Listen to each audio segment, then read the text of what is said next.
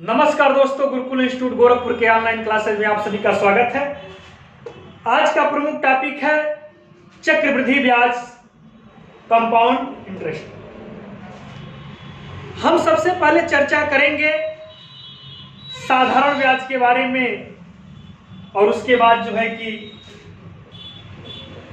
Compound interest के बारे में, चक्रवृद्धि ब्याज के बारे में। थोड़ा सा अंतर आप देख लें, साधारण ब्याज और चक्रवृद्धि ब्याज में अंतर क्या है।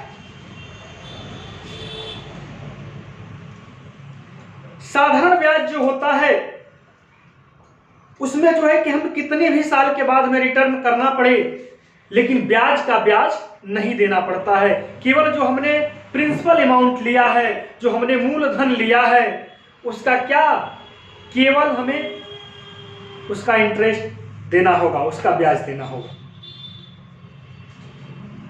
लेकिन चक्रवृद्धि ब्याज में जो हमने ब्याज लिया है, जो हमारा ब्याज प्राप्त होता है दूसरे साल से, वो हमारा जो है कि किसमें, मूलधन में जुटता चला जाता है।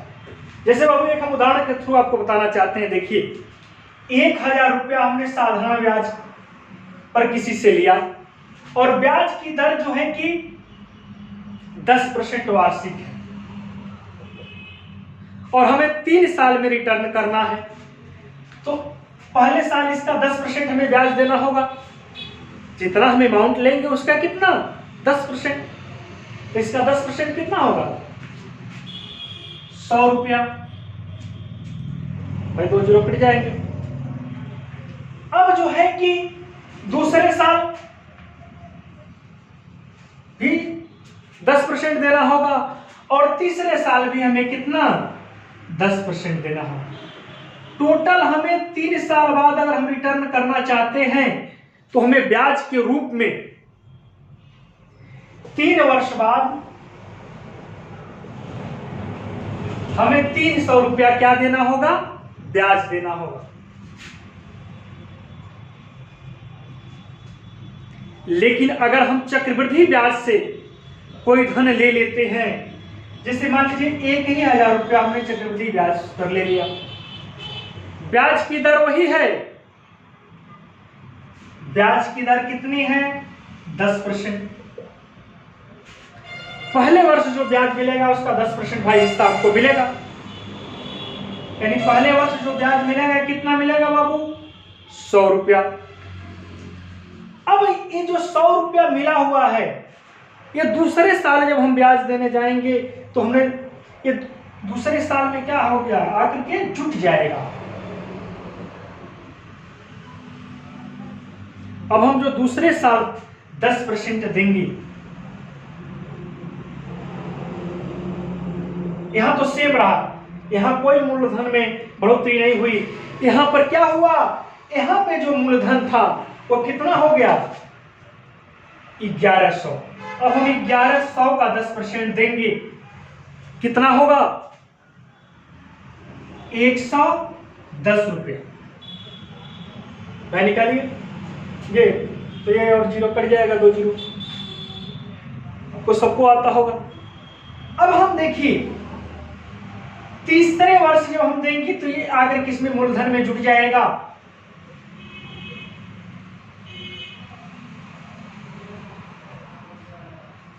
जीरो। 110 रुपया 1100 में जुट गया। अब हमारा 1210 रुपया हो गया।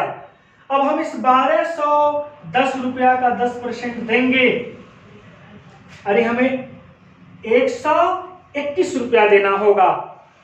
यानी हमें तीसरे वर्ष के अंत में टोटल हमें 331 रुपये का ब्याज देना होगा। देखिए, हमने 1000 रुपया लिया तो साधारण ब्याज पर 3 साल बाद जब हमने रिटर्न किया तो हमें 300 रुपया ब्याज देना हुआ। और जब हमने चक्रवृद्धि ब्याज की दर से उसे लिया था तो 3 वर्ष के बाद ब्याज की दर वही थी, लेकिन हमें कुल कितना बाबू ब्याज देना पड़ा, 331 रुपया। हमें 31 रुपया अधिक देना पड़ा। अब हम इस चक्रवृद्धि ब्याज को निकालने के लिए ट्री मेथड बताएंगे आपको, थोड़ा सा उस पर हम चर्चा करते हैं। अब हम थोड़ी सी चर्चा करेंगे इसको सॉल्व करने के लिए। समय पर एक ट्रिक बताएंगे जिससे और थोड़ा सा आसानी से प्रश्न हल होगा, और उसके बाद हम प्रश्न आपको सॉल्व कराएंगे। जैसे 2 वर्ष, 3 वर्ष, 4 वर्ष, 5 वर्ष, इसी तरह से बढ़ता चले जाइए।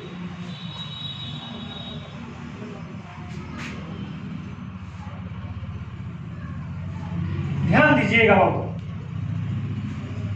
हमने बताया था कि साधारण ब्याज में जो पहले वर्ष का जो ब्याज होता है वही सेम चक्रवृद्धि ब्याज में पहले वर्ष का ब्याज होता है, लेकिन दूसरे वर्ष वो चेंज हो जाता है, क्योंकि पहले वर्ष का जो ब्याज है मूलधन में जुड़ जाता है।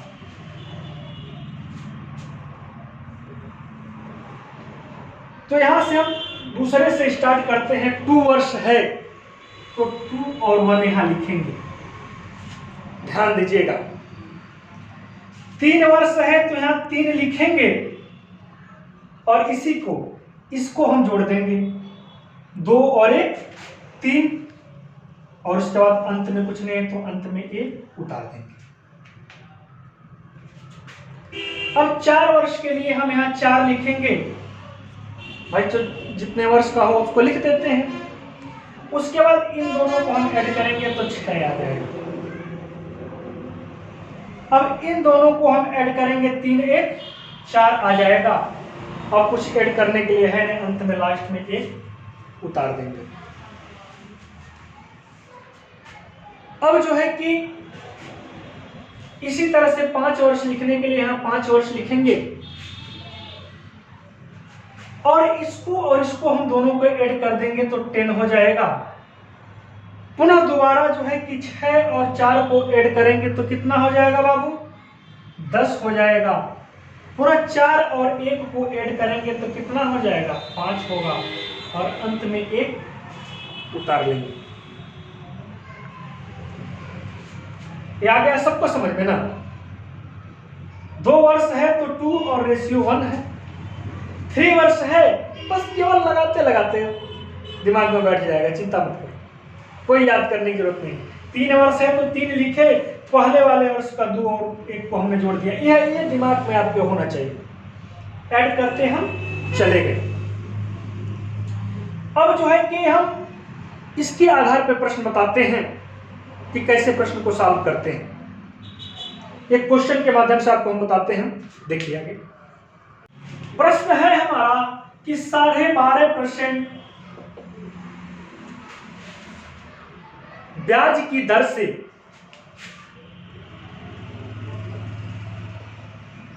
6400 रुपए का रुपया जो है कि कितना है, 6400 रुपए का 2 वर्ष में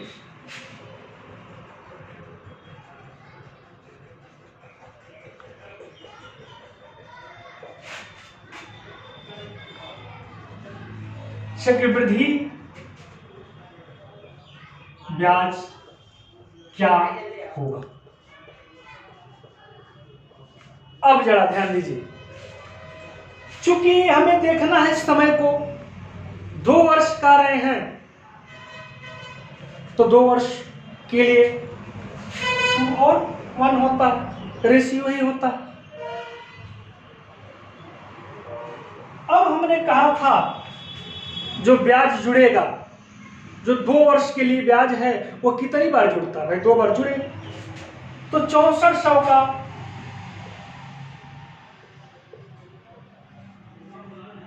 कितना निकालना है, 12.5%। अब एक चीज थोड़ा सा हम आपको बता देना चाहते हैं यहां पर, ये आप जो 12.5% है इसको हम फ्रैक्शन में कन्वर्ट कर देते हैं। जो 12.5% है बाबू, इसको ये प्रतिशत में है, इसको हम भिन्न में कैसे कन्वर्ट करेंगे? अच्छा, तो 12.5% को 12 दूना 24 से 25, 25/2% कर सकते हैं। और परसेंट हटाने के लिए नीचे क्या करेंगे आप? 100 से गुणा करते हैं तो 200 हो जाती है, यानी 25/200, यानी 1/8 कह सकते हैं। या तो हम इसका 12.5% निकालें, या सीधे हम 1/8 फ्रैक्शन उसका निकाल दें। यानी जो हमें ब्याज प्राप्त होगा, जो हमें ब्याज प्राप्त होगा वो क्या प्राप्त होगा? वो 6400 रुपये का 1/8 ब्याज हिस्सा प्राप्त होगा, हमें मिलेगा। भाई 6400 रुपये का 1/8 हम देंगे, वही हमारा ब्याज होगा। 8 का 64, यानी टोटल 800 रुपये। ठीक, यह प्रक्रिया जो कि 2 वर्ष है तो 2 बार करना है। अब 800 का हम क्या करें? 1/8 निकाल लें, 100 रुपये। 800 और 100 2 और 1 रेशियो है, इसको आप यहां लिख लें तो आप मिटा देते हैं। ये तो केवल आपके जानकारी के लिए हमने बताया था। अब ध्यान दीजिए, 2 और 1 पहले इसमें जो है कि 2 का बड़ा कर दीजिए और इसमें 1 का, यानी ये हो जाएगा 1600 और ये हो जाएगा 100 रुपया, यानी टोटल कितना हो जाएगा? 1700 रुपया। 2 वर्ष बाद हमें कितना ब्याज देना होगा बाबू? 1700। आया समझ में? एक और प्रश्न बताते हैं। अब जो है कि अगला प्रश्न है कि 1000 रुपया हमने का 10% जो है कि ब्याज की दर से 2 वर्ष का चक्रवृद्धि ब्याज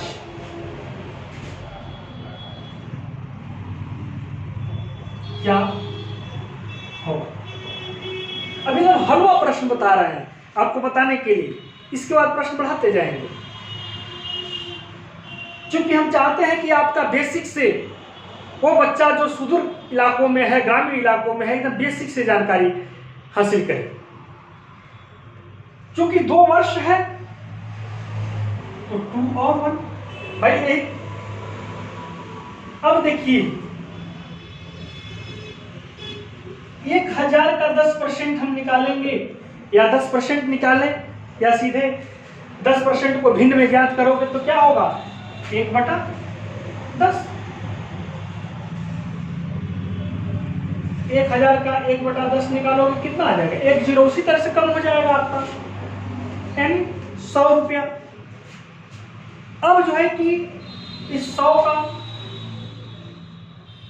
1/10 ज्ञात कर दो। आपको करने के लिए बता रहे 1/10, 1 0 कट जाएगा 10 रुपया, यानी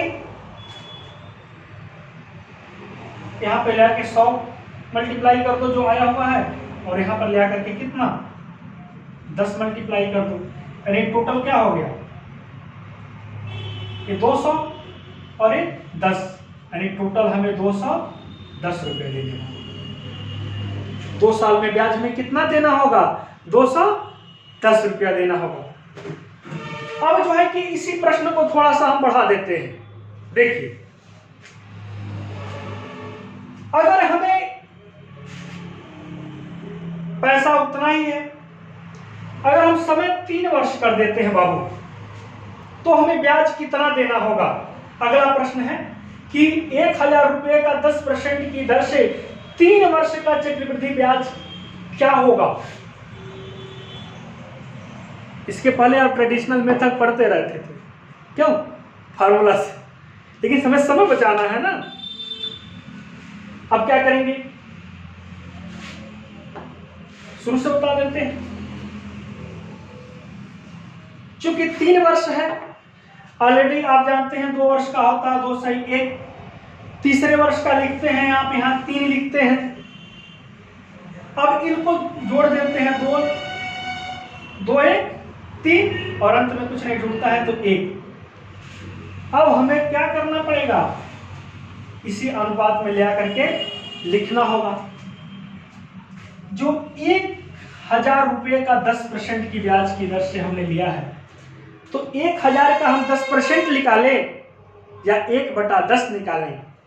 इस परसेंटेज को हटाइएगा तो 100 से भाग दीजिएगा तो 1 0 से कटेगा, 1/10 ही आएगा। तो कितना होगा, 100 रुपया। अब इस 100 का पुनः हम क्या करेंगे, 10% निकालेंगे तो कितना आएगा, 10 आएगा भाई, 10%। अब इस 10 का, चूंकि यह 3 वर्ष है तो प्रक्रिया यह 3 बार की जाएगी। जो यहां रहेगा उसको उठाकर यहां करेंगे, जो यहां रहेगा उठाकर यहां करेंगे। यानी इस 10 का 10% निकालें या 1/10 कर दें, तो 10 का 1/10 करिएगा कितना हो जाएगा, तो कट जाएगा, यानी 1 आ जाएगा। अब इसको उठा करके उसी क्रम में रखते जाइए। यहाँ 3, यहाँ 100 का गुणा कर देंगे, यहाँ 10 का गुणा कर देंगे और यहाँ जो है कि 1 का ही गुणा रहेगा। लेकिन सबको जोड़ देंगे, वही आंसर हो जाएगा जो आएगा। 330 रुपया और 1 रुपया, यानी कितनी हो जाएगी, 31 रुपये। 30 से 31 यानी 331 रुपया। यानी 3 वर्ष बाद हमें कितना ब्याज देना होगा, 331 रुपया। अब जैसे हमें 4 वर्ष में देना हो कोई धनराशि, जैसे मान लेते हैं हम जो है कि वही 1000 रुपया है और 10% ही ब्याज की दर से 4 वर्ष में चक्रवृद्धि ब्याज ज्ञात कीजिए।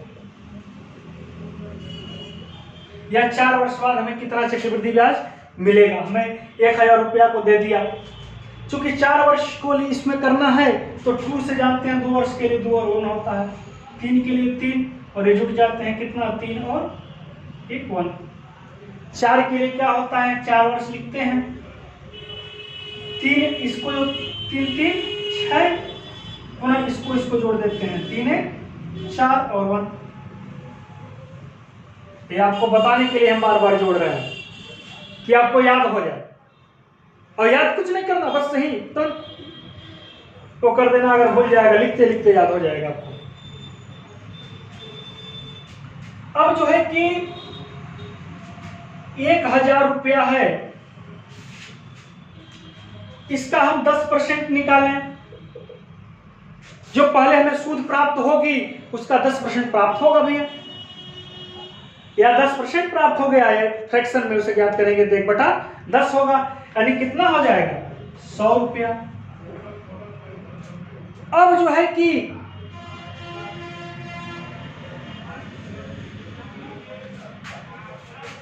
पुनः जो है कि इसका 100 का 10% निकालेंगे तो कितना हो जाएगा, 10 रुपया। भाई 1/10 करोगे तो कितना हो जाएगा, 10 रुपया। 1/10 का मतलब 1 0 का। पुनः इस 10 का 10% निकालेंगे तो 1 हो जाएगा। और पुनः हम 1 का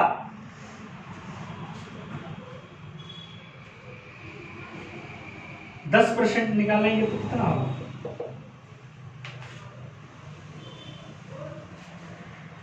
10% का मतलब 1/10 फ्रैक्शन में, यानी 1/10 से भाग दिया जाएगा तो 0.1। अब हम इनको इसी क्रम में लिख दें, यही इसको पूरा कर सकते हो, 4 6 4 और 1, 400 24 4 और 0.1, 24 4 28, यानी 428 और यहाँ पर 0.1 जोड़ोगे तो 0.1। ये हमें 4 साल बाद कितना रुपया देना होगा? 428.1 रुपया हमें क्या होगा? ब्याज होगा। या तो यहां लेकर करिए, हमें तो जल्दी से करना है ना। तो चलिए, इसको तो आसानी से आप कर लेंगे। अब हमारे इस गुरुकुल इंस्टीट्यूट गोरखपुर के चैनल को आप अधिक से अधिक लोगों के बीच में शेयर करें, सब्सक्राइब करें तथा मित्रों को जोड़ें, जिससे कि अधिक से अधिक लोगों को पढ़ने में सुगमता प्राप्त हो। Total free of cost channel है बाबू, एकदम बेसिक से बताते हैं, जिसको कुछ भी नहीं आता है वो भी आसानी से जान जाएगा। जय हिंद।